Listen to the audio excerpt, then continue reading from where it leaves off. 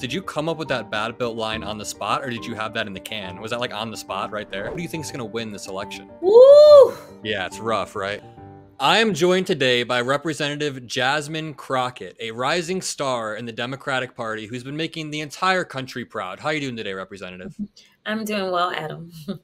Yeah, so thanks for making the time. Let's jump right into it. I was reading about how your father was a preacher and you had a religious upbringing. So I'm wondering, how do you differentiate between mainstream Christianity in America, like the average Christian, versus this brand of Christian nationalism that seems to be infiltrating our institutions? How do you separate those in your mind so you can emphasize the threat of Christian nationalism?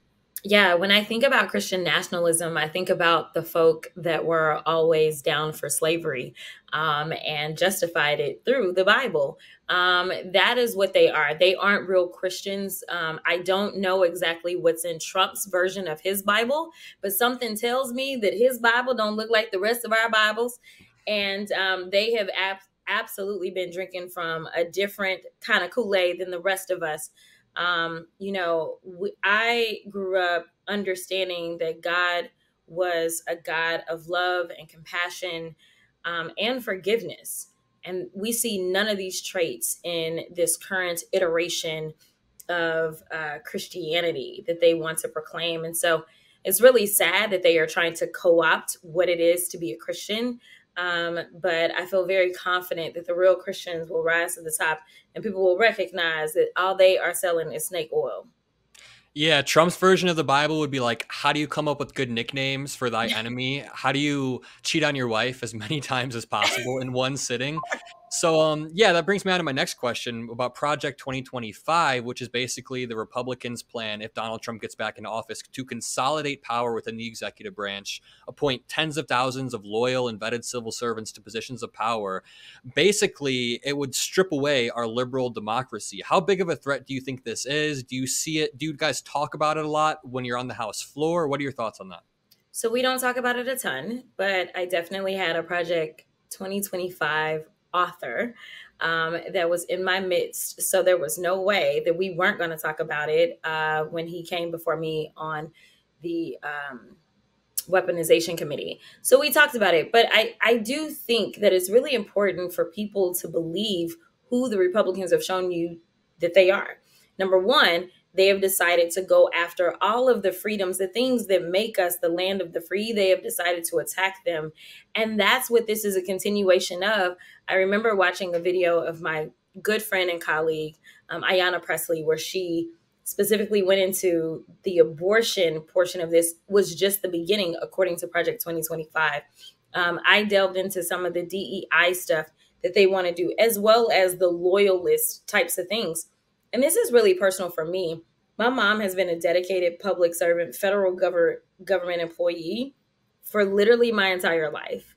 She has worked for the IRS. She has worked for the post office. She has worked for Navy. She's worked for Army. She has worked all throughout the federal government, and she's worked under different administrations. Nevertheless, she always did her work. And that's what it's about. That is the beauty of our government. The idea that you would say potentially get rid of somebody like my mom and decide that she can't do her job anymore, put somebody in who doesn't know the job whatsoever, but they do know that they love their orange Jesus, aka Trump. And so that's all that the qualifications are for you to get into office. It would literally tear us apart. And tearing America apart means that there is a great disruption that will occur in the world because we are supposed to be the world leaders. Yeah, and that was part of the plan, was appointing unqualified people to positions where you usually need to be qualified. And in doing that, you start to strip away the checks and balances that we normally see in our government, in our institutions, because Donald Trump doesn't want to make that same mistake of having someone like Mike Pence in his cabinet who will check him. And Donald Trump doesn't do this often, but he'll learn from his mistakes and only appoint loyalists. So I guess when you think about it, I mean, Trump wasn't qualified to be president, still ain't qualified to be president. And then when you start looking at the family members that he put into position, they weren't qualified for the positions that they ended up serving in as well. Mike Pence was one of the few that was a real one. And so, it is thankful that at least in that first iteration of him running for office, that he did have someone who believed in our institutions, who believed in the Constitution, all portions of it, and not just the Second Amendment, and believed in the peaceful transfer of power. And so, I do have to give credit where credit is due. Mike Pence did his job. Unfortunately, what Trump wants to do is put people in that will do just the opposite, whether it's the peaceful transition of power, which we know that he isn't necessarily saying no to 3 terms, which that is not what we do in this country. Yeah. Or if it's trying to put people into position to decide that he's going to go out and try to jail people just because they don't see the world the way that he sees it. Yeah, and you can like obviously we disagree with Mike Pence on a lot, but I think you can count on one hand the number of people who saved our democracy on January 6th, and Mike Pence was definitely one of them. But could you imagine a Trump cabinet with like Rudy Giuliani and Mike Lindell by his Don't side? say it. Don't say it. I literally that's the end. That's when we know that our democracy is over for once Rudy Giuliani is in some sort of cabinet. Yeah. But I guess I want to pivot to abortion for 1 second. After Roe v. Wade was overturned, we've just seen a lot of states follow suit and flip over the laws in their state. So can you highlight the threat of abortion being banned for women of color in particular? Can you highlight how it's a different challenge for women of color compared to other communities? Yeah, so here's the deal. When you look at the numbers, which I know some people don't believe in data, science, or numbers or facts, but when you look at all of these things, we know that the maternal mortality rate specifically for Black women is off the charts. Essentially, a lot of times, Black women, unfortunately, are ignored when they are struggling through their pregnancies in general. And unfortunately, it leads to a higher incidence of death overall for Black women. Now, you take that set of facts and then you say, you know what? Even in a circumstance in which we will allow, in whichever random states absolutely believe in life in some way, we will allow for a doctor to save the life of a mother. The question is, oftentimes, will you determine that a Black woman's life is actually in a space in which it needs to be saved in the first place? But then the other layer of this, and it doesn't necessarily say that it's Black women specifically, but we know that there is a wealth gap that exists when we look at Black folk and when we look at our Caucasian friends.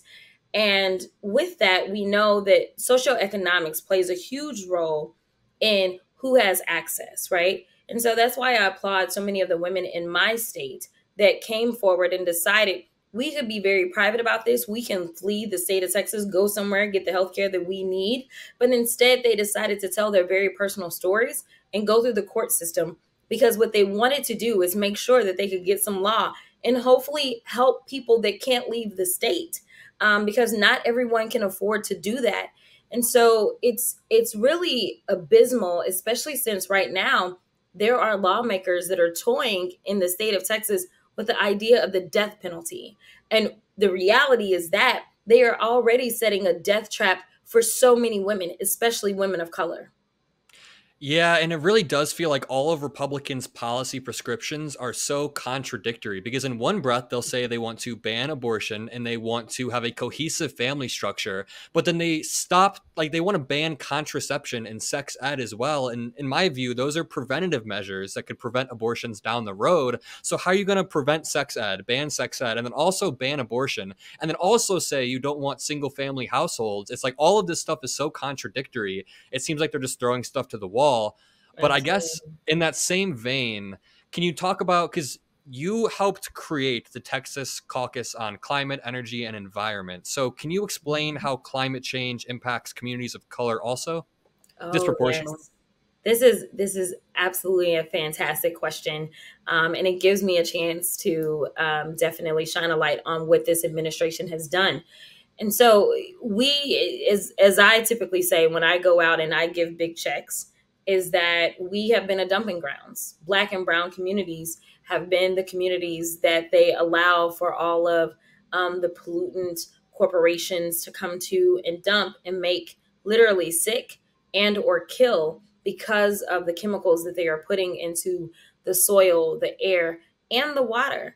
And, I know that like the rest of the world knows about Flint, Michigan, and they know about the contamination that existed within that water. But what I want the world to recognize is that there's a Flint, Michigan in every majority minority community that you can look at for the most part. Like you can find one in every single state. They just don't necessarily get the type of hype that we saw around Flint, Michigan. And because this administration understood that, when it came down to the Inflation Reduction Act, one of the things that they did is they invested, and they wanted to invest not only in climate change, and it is a historic amount of money that they invested in climate change, but they invested in environmental injustice as well, whether it was reconnecting communities by creating more green spaces where highways had driven a wedge through these communities and obviously allowed for everyone else to commute and pollute and pollute and pollute. And we know that if you have more green space, you can reduce the temperature in that area and honestly just make the air so much cleaner. But in addition to doing that, we've given out money to clean up Superfund sites and to make sure that we're doing the testing, determining how harmful is your community to you, if at all. And we are cleaning that up and moving those pollutants out. And so it's sad that we've had to have legislation to do what's right by all people.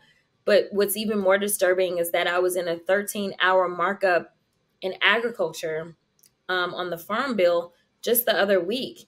And one of the things that they want to do is they actually want to pull back the monies that were set aside for projects such as these that I've just talked about, and instead undo the progress that was made when we actually had the trifecta with the Democrats controlling the House, the Senate, as well as the White House, to make sure that we can make advances when it comes to climate. So I know we talk about them rolling us back when it comes to voting. We talk about them rolling us back when it comes to abortion. I want everyone to know that they are absolutely doing everything that they can to roll back the hands of time as well as it relates to climate change. What was their reasoning behind rolling back that climate change bill? Like, they can't just be evil. There has to be a reasoning, more reasoning behind that. I mean, they can, but like, there has to be. What was the reason they gave is what I'm asking. Have you met these people? Obviously, but like, they have to give some reason, right? No, they didn't give a reason. They're just Okay. like, I'm wrong then. I mean, what they always say is that we're spending too much money. We've got to cut. So when it comes down to cutting, they don't want to do anything to bring in more money. Because remember, it's the Trump tax cuts that reduced the amount of money that we had coming in. It's the reason that we ended up going in the hole an additional $8 trillion under his 1 4-year term, is because he decided that the very rich people don't need to pay their fair share, but instead let's take $30 billion out of the mouths of hungry people that are only getting $6 a day for SNAP benefits. Oh, and about that climate change, who cares about what happens once we're gone? I mean, when you look at the average age of Congress, we all old anyway, so we won't be around. So forget that climate change thing, right? Like, let's pull that money back. And so they pull money from those that are already struggling. They pull money from anything that would be scientific, right? It's the same thing that we saw that really put us at a bigger risk when the pandemic came around, because the Trump administration decided to basically defund our investments abroad as it relates to science. We have people that don't believe in science, don't believe in facts, don't believe in history, and refuse to believe in any type of data. And that is how they have decided they're going to run our country. And something tells me they're running the country into the ground. Yeah, so I was wrong. They are just evil, I guess. And what annoys me about the Trump tax cuts is I have friends who make like 50, 60K a year, and they say the Trump tax cuts were their favorite thing about the Trump administration. It's like, number one, that didn't really even affect you at all. It did not. Yeah, it doesn't make sense whatsoever. So yeah, I mean, those were great answers right there. I think we need to highlight more what President Biden's done. That's great, because it's really easy to dunk on Donald Trump over and over. It's so easy, but we get kind of lost and forget to boost President Biden's accomplishments. But after that being said, I think we should dunk on Donald Trump a little bit. So he was convicted last week, about a week ago. I want to know, how do you think this will impact the 2024 election? Because I think there are a few dominant schools of thought. Some people say that everybody knows about Donald Trump's dirt. Ever since the Access Hollywood tapes all the way to January 6th, everybody knows Donald Trump. But Other people say, and I kind of believe this as well, that this will leave a bad taste in the mouth of independents, and that's where elections are won, at the margin. So what do you say? How do you think this will affect the election? You know what? I think that we played ourselves when we thought there was no way he could win when he ran against Hillary. And I'm just going to say we don't need to play ourselves anymore. It is disturbing that this guy is not being taken down by his party, that there really are no adults in the room when it comes to that side of the aisle, that there aren't people that say, we don't even know how this guy can govern. This is a state conviction where a state judge can absolutely imprison him. And literally, we may have a president of the United States that's in prison. Like, how does that work, right? Number one. Number two, Eric Swalwell just did an amazing job of highlighting he can't even go everywhere in the world, which I don't know how you're going to be the world leader and you can't even step foot in certain countries.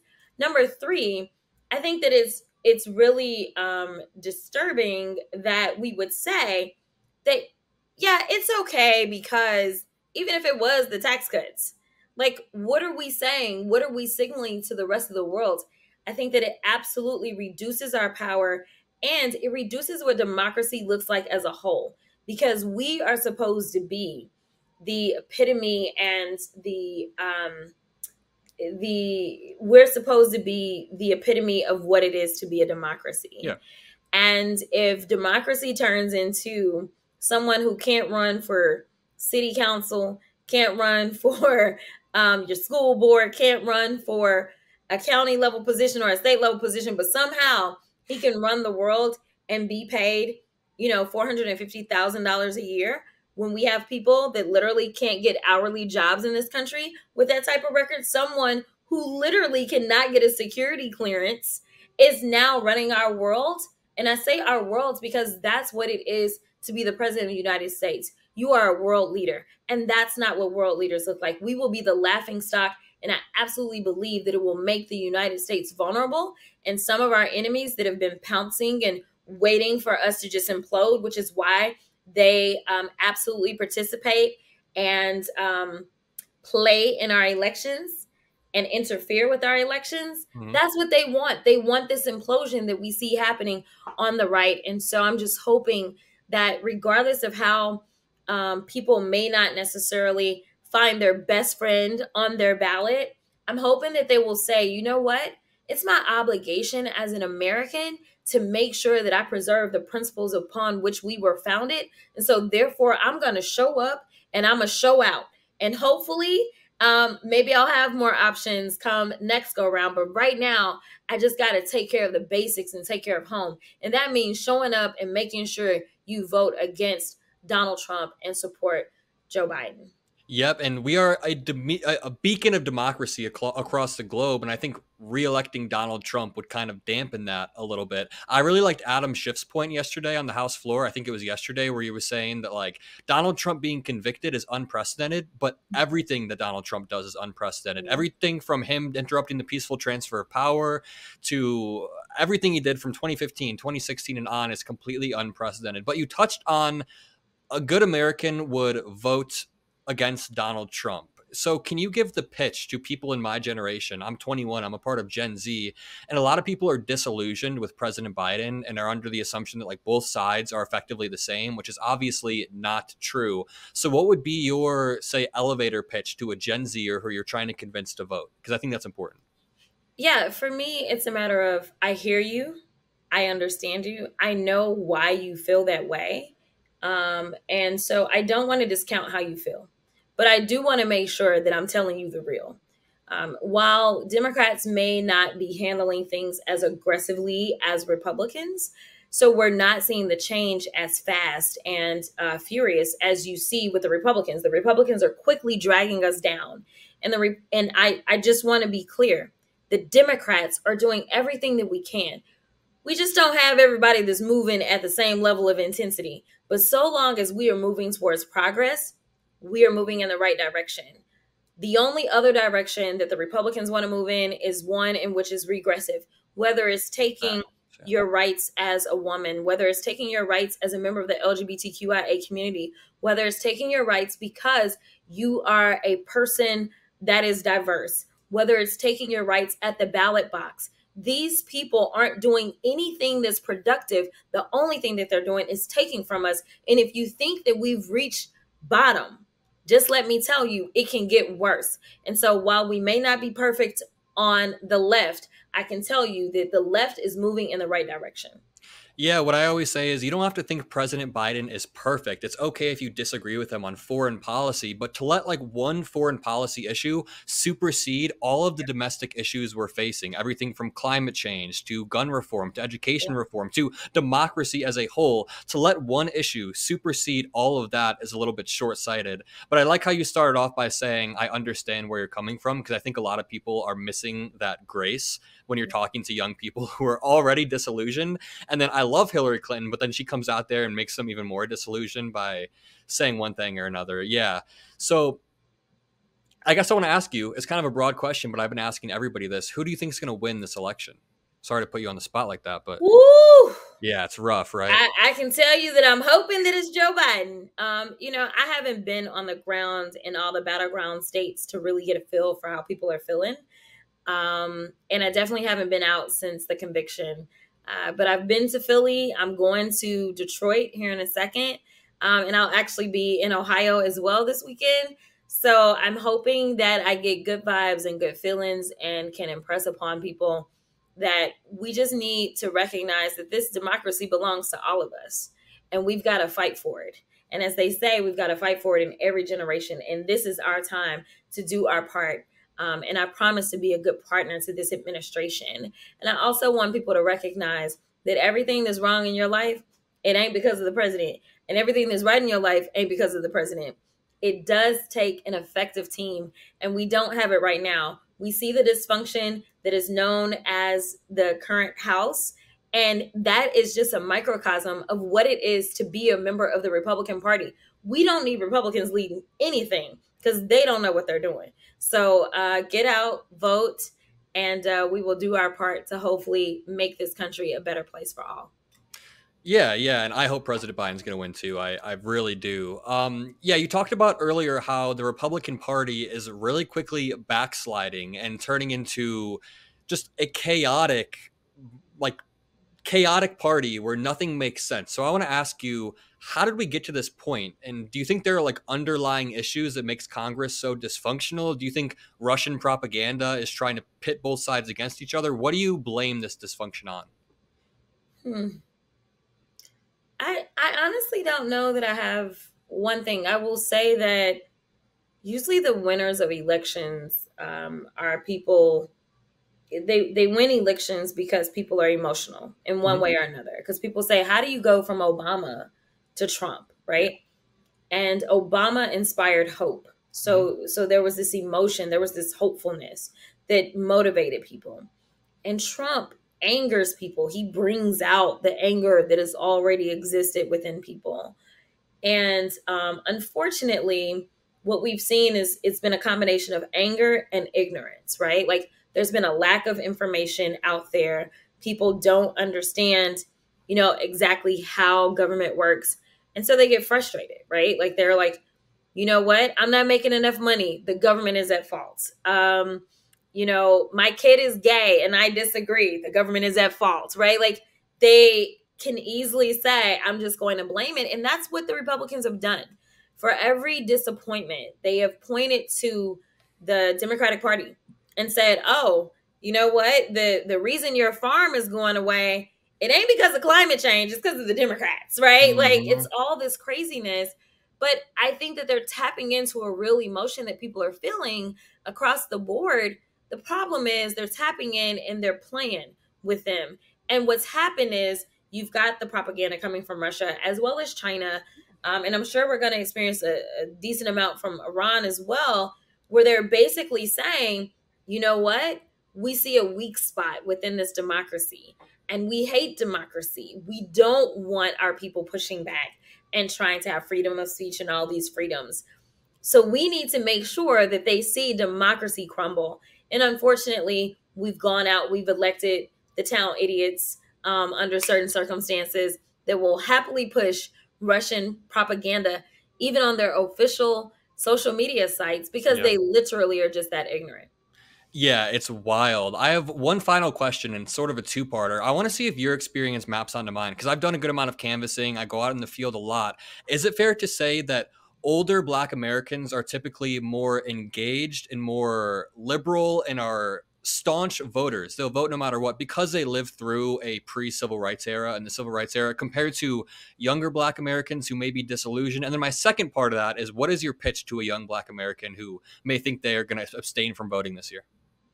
Yeah, so I will actually say that older Black people are still very connected to understanding and having a real heart for how they gained access to the ballot box. Mhm. They've got parents that had to deal with Jim Crow. They've got parents that had to pay a toll tax. These are things that they experienced and they saw and they were told about. And so it is a deeper connection. Um, so they absolutely, it is almost a sanctified thing to actually go and vote. It is bigger than just a popularity contest. They understand the layers and the depth, and they honor that with their vote. They honor the sacrifices with their vote. So that's what it is with them. I will say though that they're not more liberal. Okay. They are actually more conservative. Really? And if Republicans would stop being racist, I think that they could get some older Black folk because they are definitely more conservative overall. You think like more Um, socially conservative? Because I found that with I've said the same thing for a while about like certain Hispanic groups in America. They tend to be more socially conservative, but Republicans are just too damn racist, so they never get that vote. So is that what you think it that's is?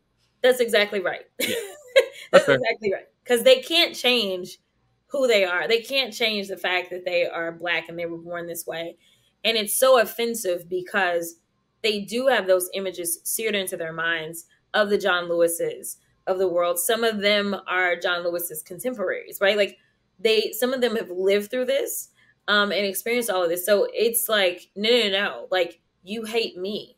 Like, in your policies, you hate me.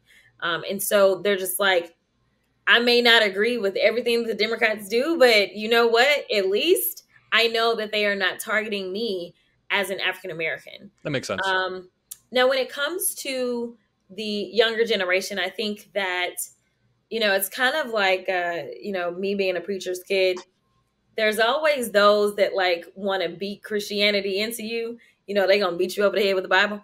And then there are those that like say, I can bring more people to Christianity by the way that I live. I think that that's the attitude that we need to take. I think the older generation that has seen what was sacrificed, they want to beat it into people. But if people never experience that, it's just a little different. And I think that you have to approach them a different way. And so I consistently talk about what one of my sorority sisters always used to say is that you may not do politics, but politics will do you. And so I try to make sure that I connect the dots. I had the great fortune of meeting Brittany Griner just the other week. And, I'm sure that Brittany never saw herself like being so politically engaged. But ultimately, like, she ended up in a situation where literally politics did her. And I appreciate that she's staying in this fight. And then she's been made aware of this space of need for advocacy. And so I just want to say that, as a Black woman who sits in a chamber with people that, as many people saw, Marjorie Taylor Greene came for me because of my appearance. She did it to be racist. That sits in a chamber that says things like, you know what, we need to choose qualifications or diversity, as if I can't be diverse and qualified. Like, this is what they spew. This is the same party that wants to make the face of SNAP and welfare some Black lazy person, when the reality is that the majority of the people that use SNAP benefits are coming from rural America, and percentage wise, the highest percentage is not Black folk. But these are the types of things that they will spew. They will spew that you are experiencing crime at relentless rates, and they will say that it's because of Black on Black crime, while not telling y'all the real story, that most crime is personal, and that it ends up being white on white, Hispanic on Hispanic, Asian on Asian, because it tends to be personal. Mhm. Here's the deal. There's only one real choice, and it's not a perfect choice because nothing is perfect on this earth. But I will tell you that if you look on the other side, you can't even find a black woman. So you tell me how many of them will understand your story and will bring your stories to the table. They're not the ones. And you can barely find a black man that recognizes that he's a black man on the other side. So representation matters. And I don't know how you think that somebody who's never walked a day in your shoes can tell your story or fight for legislation that's going to be beneficial to you. That was a great answer. And Marjorie was oozing racism during that clip. I just want to ask, like, I've been wondering this. Did you come up with that bad built line on the spot, or did you have that in the can? Was that like on the spot right there? I did not have it in the can. No, I That looked is over at so her and went from head to toe, and I was done. that is so impressive. That is so impressive. That's like Eminem and 8 Mile just like coming up with stuff on the spot. It's so wild. But thank you for your amazing answers. I really appreciate your time, Representative. This was a great chat. You really opened Thank my you. mind up to certain issues. I hope we get to chat again before the election, and have a great day. You too.